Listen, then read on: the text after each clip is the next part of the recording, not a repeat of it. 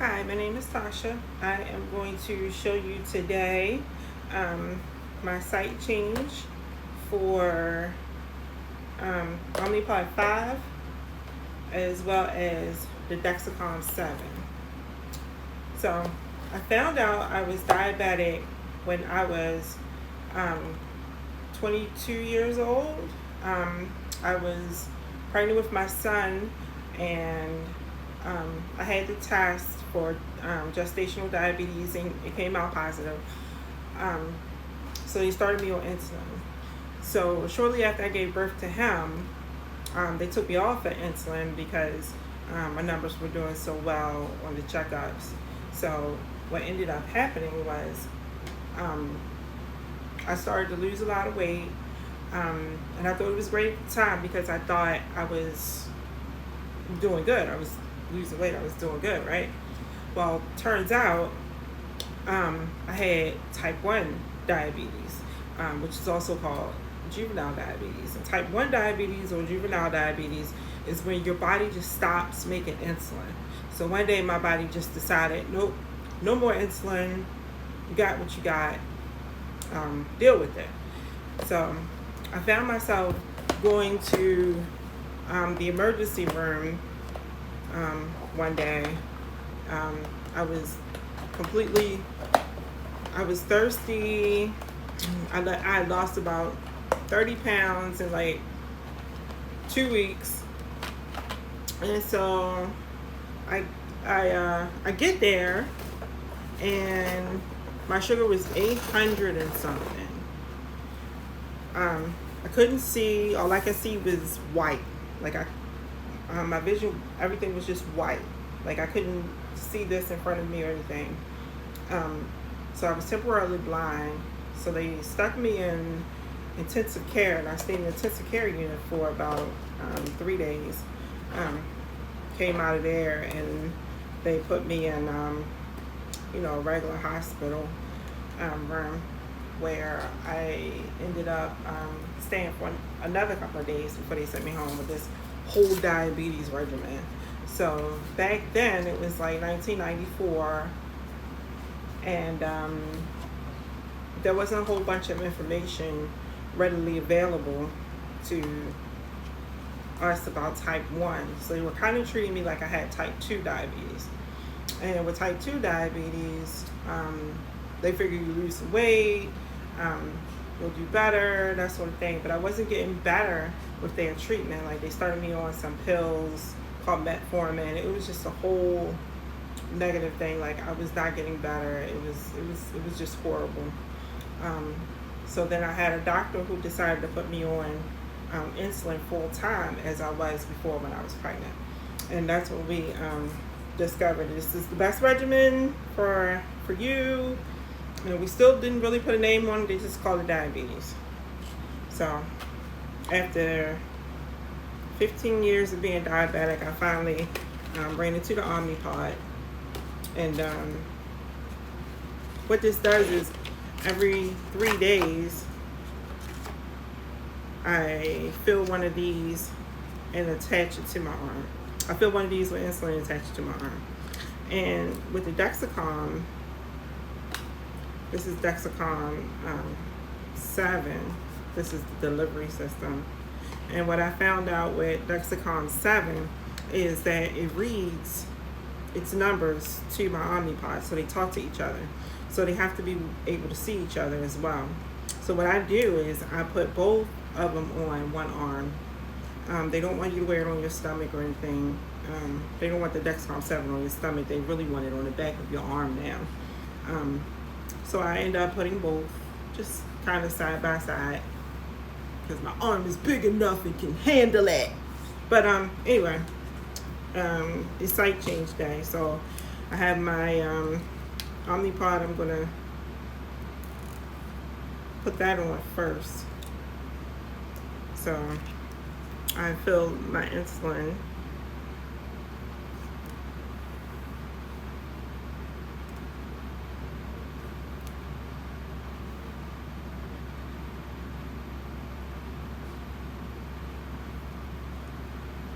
All the way up.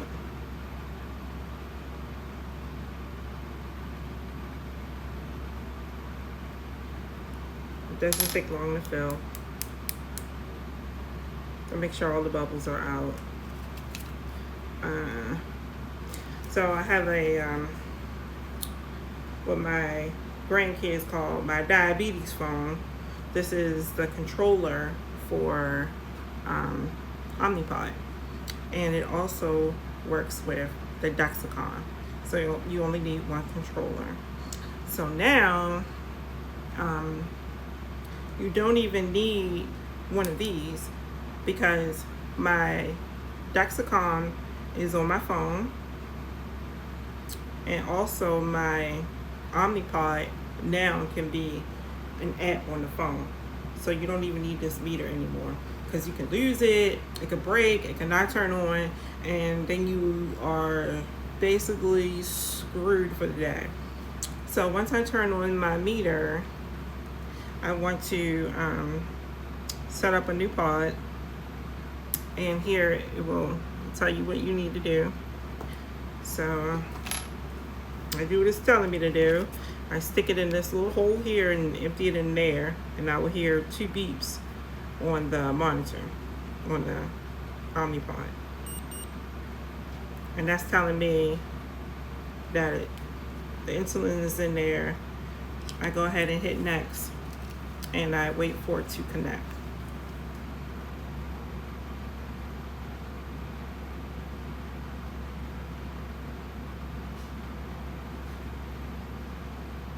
Never connects on the first try. I have no idea why it never connects on the first try, but there it is. Never connects on the first try. So I hit try again.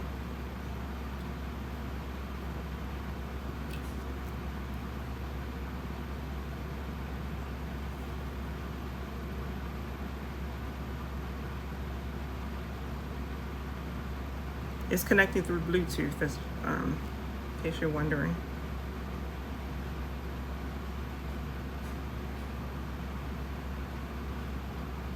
Okay, now it says it's communicating, and I can actually hear it clicking. And that means it's time to start prepping my site. I want to take this needle. It's a 2-part needle, so you don't have to worry about getting stuck. And I use Skin Tech wipes in order to clean my site, as well as give it a barrier, because you're doing this all the time. You're basically doing this for the rest of your life, so it gives you a pretty decent barrier between the device and your arm.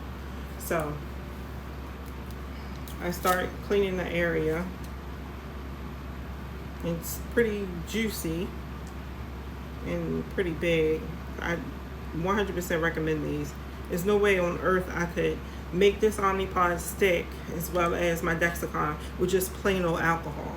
This stuff, it gives a tacky finish when you're done with it. So this is where I want to place my OmniPod. I want to place it here. So I'm cleaning this area very thoroughly, and I usually clean the area until my controller tells me it's ready to be applied. And I just constantly just keep cleaning it because, you know, it can get dirty. You see, you get dirt on there. And also, since I'm going to apply the Dexicom as well, I'm going to clean my site for my Dexicom as well, which is going to be on the back of my arm. So I'm going to flip over the towelette and start cleaning the back of my arm really well. Now the Dexicom is going to stay on for 7 days, or 10 days, I'm sorry. The Dexicom stays on for 10 days, and the OmniPod stays on for 3 days. So I want to make sure it's super duper clean for the Dexicom because it's going to stay on longer. So I get that area nice and juiced up as well, because, you know, these things are expensive. You want to use it. So it's nice and tacky and ready to go. So what I do, there's this tab, I pull the tab off because it tells me to pull the tab off. So I pull the tag off, and then I hit the next step. So I'm going to pull the tag off, and what happens is you get a little bit of insulin that comes out, and I usually wipe that off. I don't want it to stick between my skin and the adhesive. So I took the backing off, and now it's time to place it on my arm right here where I just cleaned.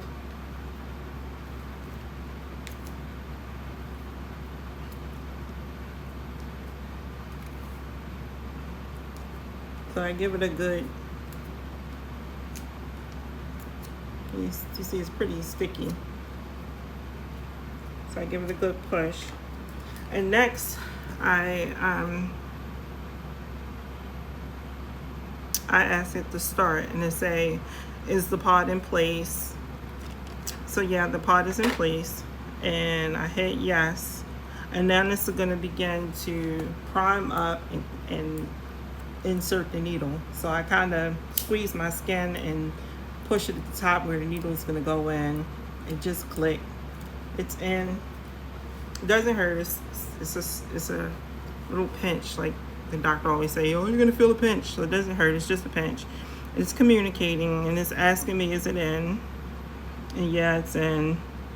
And then they ask me if I want to switch to automated mode. Automated mode is going to be for my Dexicom. So I haven't started my Dexicom yet, so I'm going to say no. And next, I want to go ahead and start my Dexicom. So I go to the Dexicom, and right now they're saying that it's looking for a sensor, and I don't have a sensor entered yet, so I say no and no. So now what I want to do is I want to add a new one. So it's asking me to add a new Dexicom.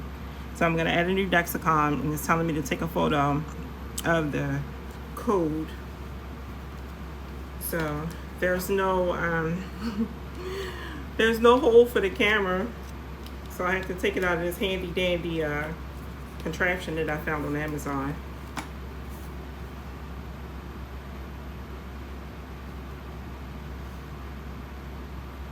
And I hit take photo,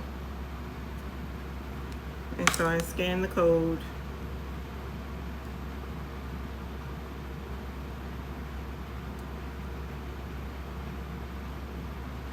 Now it's I scanned the code, and is trying to connect the sensor.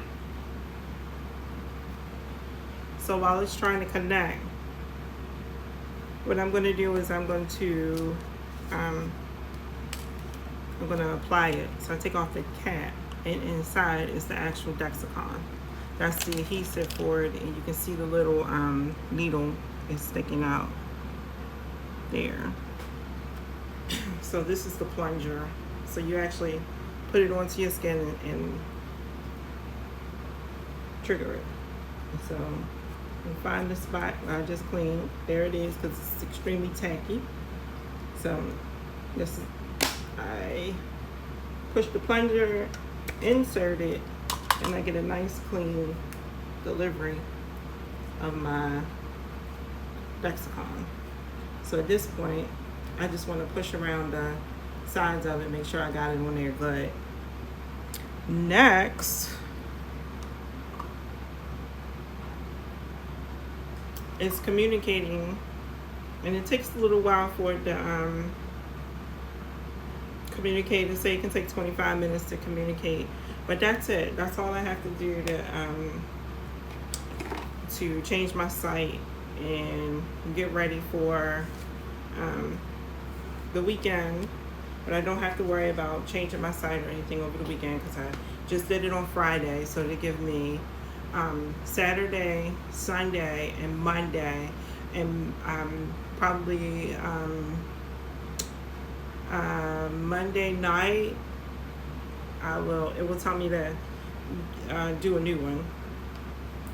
So it'll probably be late Monday that I'll end up doing another one. What happens is they give you the warning that you're low on your insulin supply, and that it's time to do another.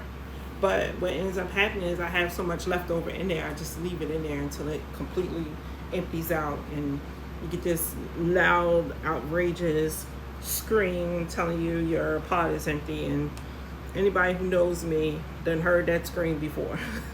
It's rather annoying and it's high pitched, and I just hurry up and get my meter and turn off the pod because it's extremely annoying and everybody is annoyed by it. Also, Dexicom gives you an extra layer of adhesive, so you can put it over top of your Dexicom. So I'm not going to place this over there, but it does go over the Dexicom, and it sticks around it because you don't get a lot of adhesive with this. But what I do is I wait until my boyfriend comes home and I have him do it because it's hard to see back there. A lot of people can do it. I'm not one of those people. So I wait till he comes home and he will put that on for me. But that's it. That's how I do my site change. This is Dexicom 7, which is the best one out of all of them because the 6 had a little transmitter you had to keep track of, and it was really silly. This is the OmniPod 5.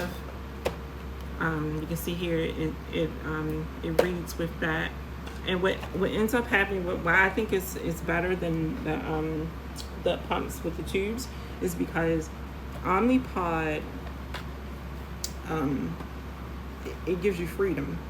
So when you have a meter with the tube, you got to wear a little device on your belt, and there's tubing and there's site changes. Yes, you have to add insulin every 10 days with those, which is gives you more time than every 3 days. But what happens is, and you can't get in the pool like that. I was a security guard, wearing it outside my belt, it was just inconvenient. But these two read to each other, and what ends up happening is I don't have to give myself as much do too many boluses because it's reading me all day long. It knows when I go up, it'll bring me down automatically.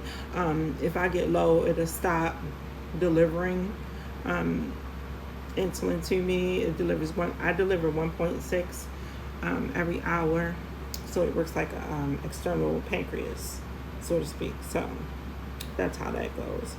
So if you have any questions from a long time diabetic, because I've been diabetic for a pretty long time now, so if you have any questions, I answer questions all day long at work about diabetes, diabetic care, and deliver some pretty helpful advice to my doctor as well as my diabetes educator.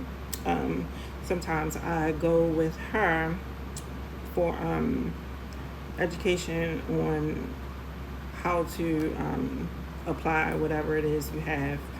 She gives classes once a month, and I've been to 3 of her classes so far as I guess an educator as well. So if you have any questions, just hit me up. And this is me, I'm Tasha, I'm out.